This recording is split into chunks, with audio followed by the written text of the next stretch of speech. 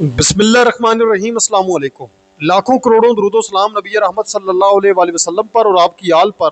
मैं गुलाम मुस्तफ़ा हूँ और आप हमारा यूट्यूब चैनल और फेसबुक पेज देख रहे हैं।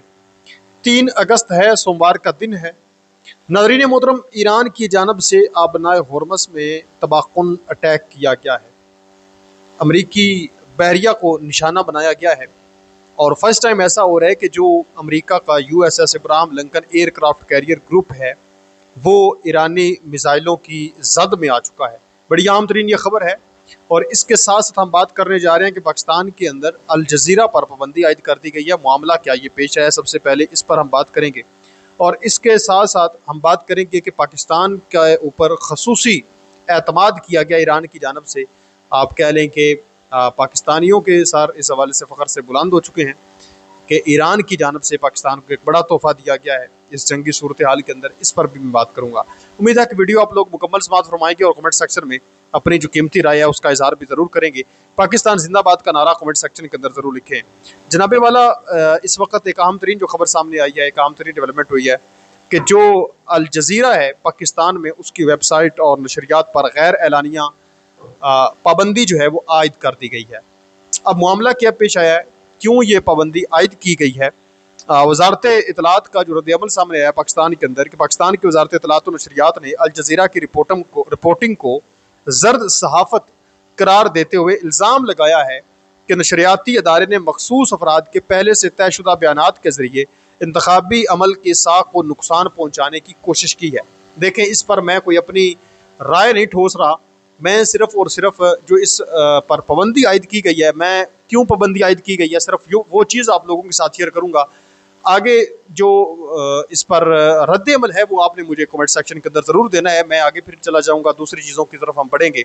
मैं जस्ट बता रहा हूँ कि पाबंदी इस वजह से आयद हुई है। क्या गवर्नमेंट ऑफ पाकिस्तान ने ये ठीक किया है या गलत किया है, ये आपने बताना है।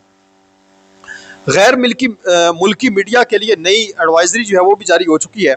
इस सूरत हाल के बाद इंटरनेशनल मीडिया के नुमाइंदों के लिए गाइडलाइंस जारी की गई हैं, जिसके तहत वो इस्लामाबाद, लाहौर और कराची के अलावा किसी भी दूसरे इलाके में अगर कवरेज करने का इरादा रखते हैं, उन्होंने जाना है, तो उनको दूसरे इलाकों में हुकूमत से NOC लिए बगैर रिपोर्टिंग की इजाज़त नहीं होगी। पहले उन्होंने NOC बनवाना है, वो हासिल करना है, फिर उसके बाद जो है वो किसी दूसरे इलाके में जाकर कवरेज कर सकते हैं। जिस तरह से अब कश्मीर के अंदर वो कवरेज करते रहे हैं, वो वहाँ पर एहतजाज वगैरह जो चल रहा है उस चीज़ को लेकर या फिर इलेक्शन को लेकर, तो इस चीज़ पर उन्होंने कहा है कि पहले वो NOC लेंगे, तो उसके बाद अगर गवर्नमेंट इजाज़त देगी तो वहाँ पर रिपोर्टिंग कर सकेंगे, अदरवाइज़ उनको इजाज़त नहीं होगी।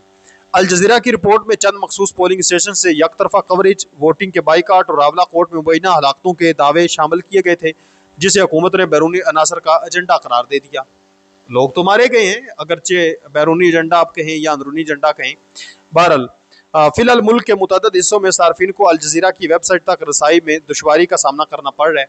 तो ये एक इंटरनेशनल न्यूज़ एजेंसी पर जो है पाकिस्तान के अंदर पाबंदी आयद कर दी गई। आप इस पर क्या कहते हैं, मुझे ज़रूर बताएं। दूसरी तरफ हम बात करने जा रहे हैं कि तबाहकुन किस्म का एक अटैक किया गया है अमरीकन बहरिया के ऊपर।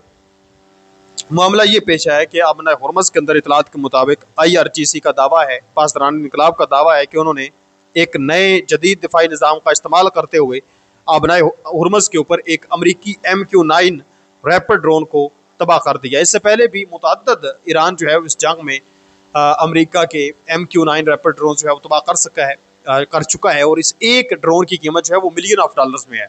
ऐसा नहीं है कि कोई सस्ता ड्रोन है, बड़ा महंगा ड्रोन है। अमेरिका को बड़ा इस पर गरूर था कि ये बड़ा आम तरीन हमारा ड्रोन है, लेकिन ईरान ने इस जंग में इस ड्रोन को बड़ा तबाह किया है। तो आज एक मरतबा फिर इसको तबाह कर दिया गया है। इससे पहले भी तकरीबन $1 अरब से ज़ायद के ड्रोन जो हैं वो अमेरिका तबाह कर चुका, ईरान तबाह कर चुका है। और अब जो अहम तरीन खबर इस वक्त सामने आ रही है वो ये है कि जो अगले 48 घंटे हैं वो बड़ी अहमियत के हामिल हैं। वो इस वजह से कि जो एयरक्राफ्ट कैरियर ग्रुप है USS इब्राहिम लिंकन, एक ऑलमोस्ट सबसे बड़ा वो एयरक्राफ्ट कैरियर है अमेरिका का जो मिडल ईस्ट के अंदर तैनात है, और वहाँ से ही ज़्यादा से ज़्यादा इनके जंगी फाइटर जेट्स जो है वो उड़ान भरते हैं और फिर जाकर ईरान के अंदर बमबारी करते रहे हैं। वो इस वक्त मूव हो रहा है। अमरीकी त्यारा बरदार बहरी जहाज़ USS इब्राहिम लिंकन बगैर किसी एस्कॉर्ट के हिफाजती जहाज़ों के बगैर खलीज ओमान के करीब सफ़र कर रहा है और ईरानी एंटी शिप मिसाइलों की जद में है, यानी बिल्कुल इतना करीब पहुंच चुका है कि जो ईरान के एंटी शिप मिसाइल हैं उसकी जद में आ चुका है। अब इसमें दो चीज़ें हो सकती हैं, एक तो जो ड्रोन अब तबाह हुआ है, ईरान ने जो तबाह किया अमेरिका का, इसका ये बदला लेने के लिए करीब जाकर ईरान के ऊपर फाइटर जेट्स के थ्रू बमबारी करने जा रहे हैं अगले 48 घंटे में। इसका एक मतलब ये बनता है। दूसरा मतलब ये बनता है कि ये जानबूझकर जो है वो उसको करीब पहुंचा रहे हैं और साथ जो हसार है, हिफाजती हसार, उसको भी ख़त्म इस वजह से किया गया है कि ईरान जो है वो डायरेक्ट कोई मिसाइल या ड्रोन हमला करे इस USS अब्राहम लिंकन के ऊपर कि देखें अभी कोई हिफाजती हसार भी नहीं है तो हम आसानी से इसको हिट कर सकते हैं। तो जैसे ईरान इसको हिट करेगा तो अमेरिका को एक जवाब मिल जाएगा, देखिए हमने खामोशी इख्तियार की हुई थी, 5-6 दिन हो गए हमने कोई हमला नहीं ईरान के अंदर किया, तो इन्होंने डायरेक्ट जो है वो हमारे एयरक्राफ्ट कैरियर को निशाना बनाया। तो अब हम ये जवाब रखते हैं कि हम अब ईरान के ऊपर कोई जो बम है वो मार सकते हैं, कोई हम एटमी हथियार इस्तेमाल कर सकते हैं या कुछ भी कर सकते हैं। या ये भी हो सकता है कि ये नज़दीक लेकर जा रहे हैं तो कोई अपने ही किसी हवारी को कहे कि आप इसके ऊपर कोई मिसाइल दाग दें, सारे का सारा मुद्दा ईरान के ऊपर डालकर ईरान के ऊपर कोई खौफनाक हमला कर दें, क्योंकि अब इनके पास और कोई ऑप्शन नहीं बचा। इन्होंने सारे ऑप्शन आजमा लिए हैं सिवाय एक दो ऑप्शन के, फौजी ज़मीनी फौज जो है वो इंटर की जाए या फिर कोई एटमी हथियार का इस्तेमाल कर दिया जाए। इसके अलावा और कोई ऑप्शन नहीं बचा। 10 दिन लगातार बमबारी की है फिर भी कुछ हासिल नहीं कर सके, नाकाबंदी करके रखी हुई है फिर भी अपना हॉर्मस का कंट्रोल हासिल नहीं कर सके। तो इसके मुमकिन तौर पर 2 से 3 जो मानी हैं वो बनते हैं, जो चीज़ें हैं वो सामने आ रही हैं। बहरहाल देखते हैं अगले 48 घंटे बार इस हवाले से नहायत अहमियत के अमल है। अब इसमें कोई ना कोई रिजल्ट जो है वो ज़रूर निकलेगा। फिर मैंने कहा कि पाकिस्तान का को खुसूसी शुक्रिया आज हम ईरान का करते हैं। जो ईरान के स्पोक्स पर्सन हैं, वजारत ख़ारजा के तर्जमान हैं इस्माइल बक्काई, उन्होंने एक तो ट्रंप की जानिब से जो दावे किए जा रहे थे कि मामलात हो रहे हैं, बातचीत हो रही है, एक तो इस चीज़ को उन्होंने मुस्तरद कर दिया। आज उन्होंने कहा किसी किस्म की कोई बात नहीं हो रही। फिर उन्होंने कहा है कि पाकिस्तान सालसी का किरदार अदा कर रहे हैं, कतर जो है वो उसका मुआवन है, चीन के साथ अच्छे ताल्लुकात हैं, अच्छा शराकतदार है, बातचीत भी हो रही है, सब कुछ हो रही है, लेकिन हम किसी नए सालिस को नहीं चाहते। पाकिस्तान अच्छे सालसी का किरदार अदा कर रहा है, एक अच्छा मीडिएटर है, तो वो बेहतरीन सालिस हो सकता है, वही बातचीत करे, वही मुज़ाकरात करे तो वो वेल एंड गुड है।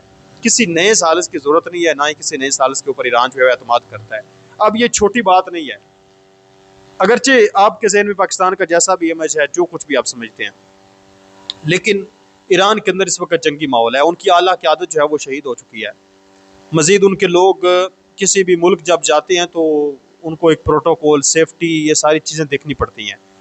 वाहिद इस वक्त पाकिस्तान उनको ऐसा नज़र आ रहा है जिस पर वो खुल के अतमाद कर रहे हैं और खुल के वहाँ पर उनके जो है वो वफद भी आ रहे हैं, उनको किसी किस्म की परेशानी का सामना नहीं करना पड़ रहा, उनको सिक्योरिटी दी जा रही है। हत्ता कि वहाँ आप कह लें कि ईरान के अंदर अगर उन्हें जाना हो, पाकिस्तान से ईरान तक जाना हो, तो हमारे सिक्योरिटी जो फाइटर जेट्स हैं उनके आसार में वहाँ छोड़ कर आते हैं, वहाँ से अगर उनको लेकर आना हो तो लेकर भी आ जाते हैं। मतलब इतना प्रोटोकॉल दिया जा रहा है, इतनी हिफाजत दी जा रही है। तो उन्होंने भी कहा है कि ठीक है जी, पाकिस्तान सालिस बेस्ट है, अगर मुज़ाकरात होंगे, चीज़ें होंगी तो इन्हीं के तहत होंगी, यही किरदार अदा करेगा, ये बेहतरीन है। कतर इसका मुआवनत साथ करने वाला है, कतर भी सालिस नहीं है, सालिस जो सही मानों में है वो पाकिस्तान ही है, तो वो ही रहेगा। तो ये पाकिस्तान के लिए एक एजाज़ की बात है कि एक ऐसा मुल्क जिसके ऊपर तवाक़ुन किस्म के अटैक हैं, जंगी माहौल है सबके साथ, और पाकिस्तान के ऊपर वो एतमाद कर रहा है। तो आप इस पर क्या कहेंगे मुझे कमेंट सेक्शन के अंदर ज़रूर बताएं। मिलते हैं एक और नई वीडियो में, तब तक अल्लाह ने के बान, पाकिस्तान हमेशा जिंदाबाद, वस्सलाम।